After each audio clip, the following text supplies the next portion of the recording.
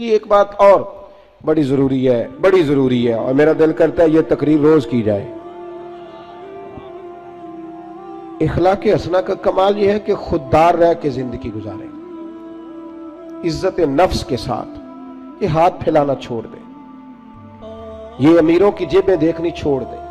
آپ یقین کریں کبھی بڑی بڑی تکلیف ہوتی ہے۔ ایک اجتماع میں، ایک پروگرام میں گیا تو وہاں قاری صاحب نے ایک سابقہ MP صاحب کو بلایا ہوا تھا، تو کھانے کی میز پہ بیٹھے تو وہ علماء کو نصیحتیں کر رہے تھے، آپ لوگ یہ جمعہ پڑھایا کریں، آپ کو پتہ نہیں ہے لوگ کہاں چلے گئے، آپ لوگوں کو لڑائے نہیں۔ تو میں اس لیے خاموش رہا کہ اب انہوں نے فنڈ بھی دیا ہوگا، علماء بیچاروں کی مجبوری ہوتی ہے، جیب سے کہاں خرچ ہو سکتا ہے، اتنے پیسے نہیں ہوتے، تو کسی جگہ سے اب وہ نصیحتیں کرنے لگ گیا، آپ لوگ ان کو جمع کریں۔ کیوں بھلا؟ اس لیے کہ اگر خودداری ہو نا تھوڑے پہ گزارے کا تو پھر ان جیسے لوگوں کی ضرورت نہیں پڑتی۔ یہ جب ان سے کوئی تھوڑا سا آپ توقع رکھتے ہیں پھر یہ ظلم کرتے ہیں۔ تھوڑی دیر کے بعد پھر کہنے لگا جی میں آپ کو مضمون دیتا ہوں اگلے جمعے کا، آپ نے اگلے جمعے یہ تقریر کرنی ہے، تو پھر میری بھی کئی دفعہ مجبوری ہے، کچھ رگیں ایسی ہیں جو نہیں سانس لینے دیتی، وہ رضا کے نیزے کی مار ہے کہ عدو کے سینے میں غار ہے، پھر کسے چارہ جوہی کا وار ہے کہ یہ وار وار سے پار ہے۔ تو کئی دفعہ مجبوری ہوتی ہے نا، ایٹ سیٹ تے پکھڑا کوار گندل اسی اور بھی بوٹیاں جاننے ہیں، تو وہ مطلب اس نے سمجھا کہ سارے ایسے ہیں۔ تو کہنے لگا جی پھر بولے آپ وعدہ کرتے ہیں، میں کہا چوہدری صاحب کی کم کر دے ہو؟ کہندہ پانڈے بنانے، میں کیوں ہی بنایا کرو تیان نال، یہ علماء کے معاملات میں مداخلت بند کر دے، آپ کو کیا پتا کیا موضوع بیان کرنا ہے، آپ علماء کو مشورہ دیں گے جائے کام کریں اپنا۔ کبھی کسی نے اٹھ کے پائلٹ کو مشورہ دیا ہے کہ جہاز صحیح چلا، اس کے پاس ٹریننگ ہے، وہ مرضی کرے گا، جس طرح کا اس کا دل کرے گا وہ چلائے گا۔ کبھی کسی نے بس کے ڈرائیور کو اٹھ کے مشورہ دیا ہے کہ یہ والا گیئر لگا، گاڑی یہ گیئر مانگ رہی ہے۔ آپ خدا کا خوف کریں، یہ 8 سال مدرسے میں پڑھا ہے، اس کو پتہ ہے اس نے کیسے کر کے دین چلانا ہے۔ اور علماء نے الحمدللہ علماء یہ جتنی آپ کو کہتے ہیں جی مولویوں نے کیا کیا ہے، تو میں نے کہا مسجدیں کم ہوتی ہیں، قرآن سنانے والے زیادہ ہوتے ہیں، یہ علماء کی محنت ہے اللہ کے فضل سے۔ ہر مسجد میں اذانیں ہوتی ہیں، جمعے کا خطبہ ہوتا ہے، یہ علماء کی محنت۔ اور پھر میں نے ان سے قبلہ سے بھی عرض کی، میں نے کہا چھوڑ دے آپ ہمیں بلائیں، مسجد والا سپیکر چلائیں، اب کوئی بندوبست نہ کریں، آپ مسجد کی چٹائیاں بچھائیں، ہم کو محتاج ہے کہ ہمیں بہت زیادہ بندوبست ہوگا تو نوٹ گریں گے تو تب بھی تقریر ہوگی، یہ رسول اللہ کا دین ہے۔ اگر کفار مکہ کے مجمع میں کھڑے ہو کے اکیلے جناب ابو بکر صدیق مصطفیٰ کی شانیں بیان کر سکتے ہیں تو ہم بھی ہر جگہ کھڑے ہو کے بیان کر سکتے ہیں، کوئی ایسا مشکل کام نہیں ہے۔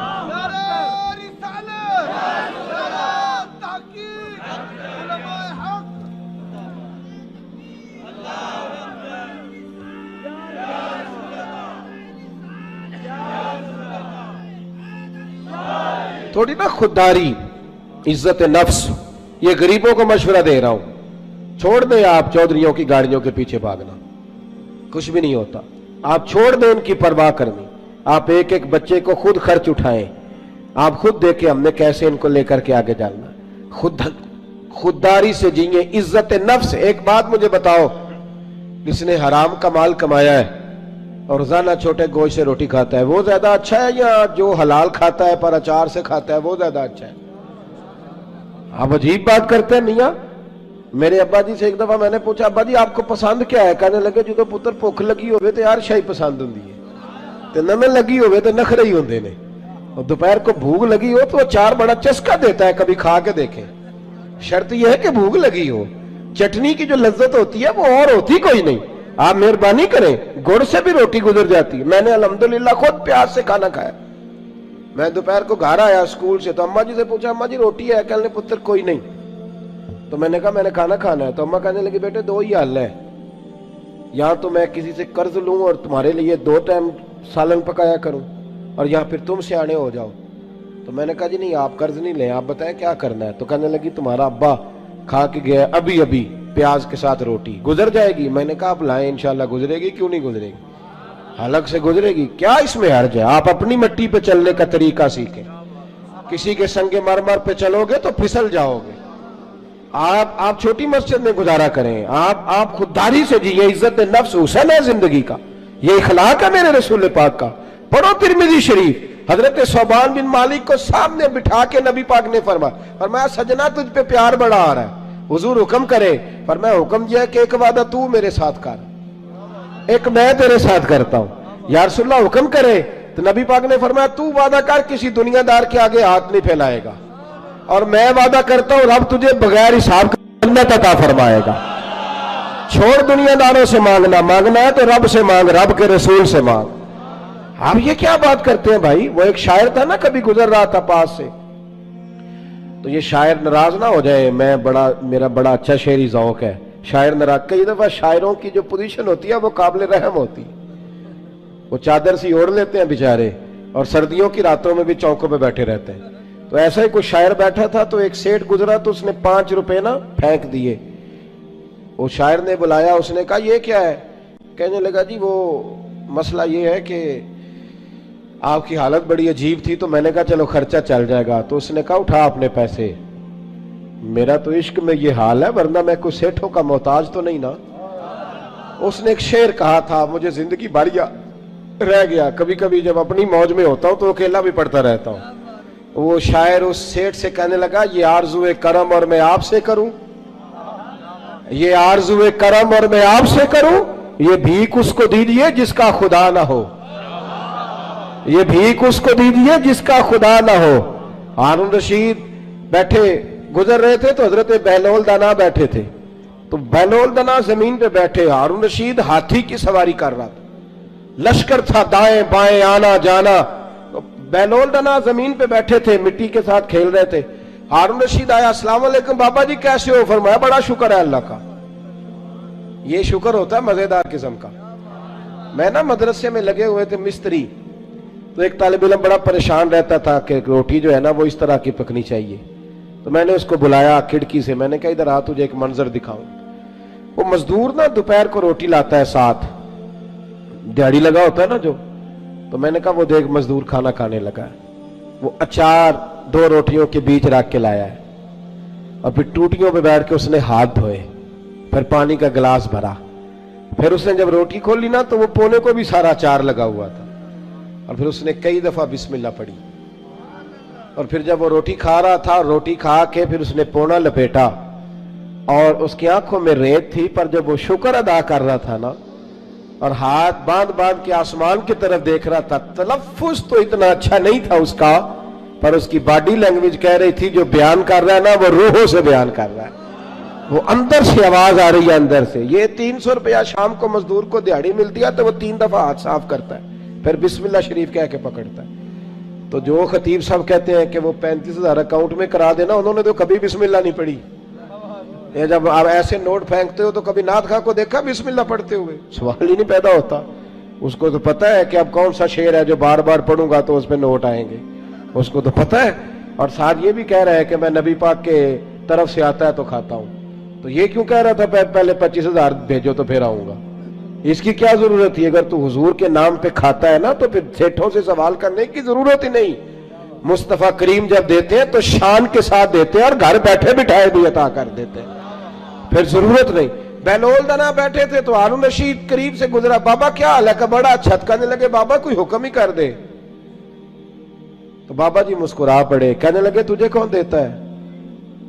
कहने लगा अल्लाह। तो फरमाया मुझे? कहा अल्लाह। तो हज़रत बहलोल दाना फरमाने लगे ये तो नहीं ना हो सकता कि अल्लाह हारून रशीद को देता जाए और बहलोल दाना को भूल जाए, ये तो नहीं ना हो सकता। जा अपना काम कर मियां, तू किस चक्कर में उलझ गया? खुददारी से जिए, इज्जत नफ्स, फटे कपड़े पहन के गुजारा करें। खबरदार, बावकार आदमी शानदार होता है, बावकार आदमी शानदार होता है। मुझे एक बच्चे ने वीडियो ला करके दिखाई, आप यकीन करें मैं आज तक उस बच्चे को ढूंढ रहा हूं। कोई गरीब का बच्चा सड़क पे पेंसिलें बेच रहा था, तो किसी ने उसको कहा, ये इसी वतन की बात, किसी ने उसको कहा ये बेटे 100 रुपया ले लो, तो कहने लगा नहीं मेरे अब्बा ने मना किया है।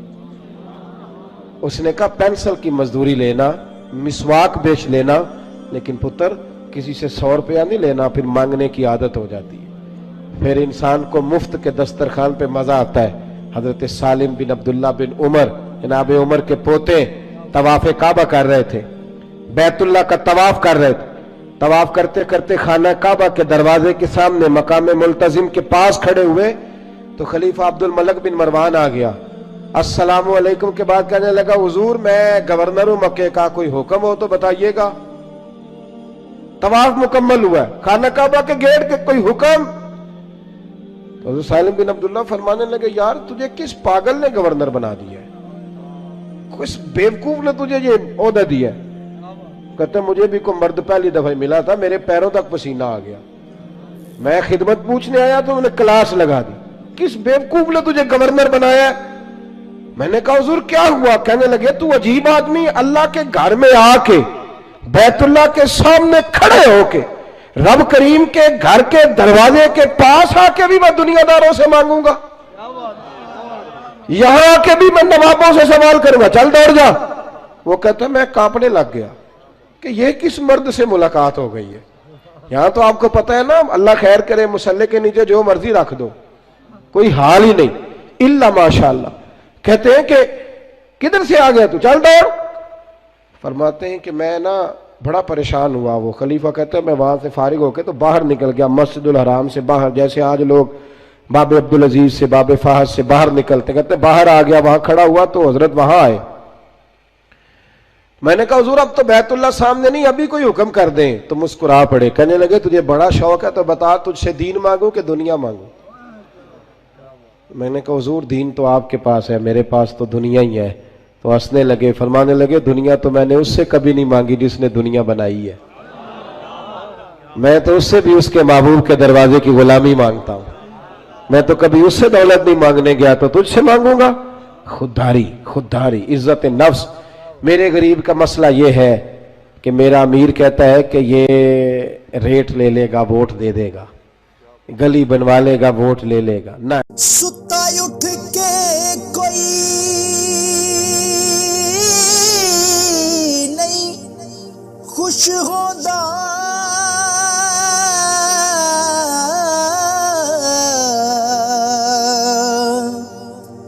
बड़े सुते जगा के मैं वेख्या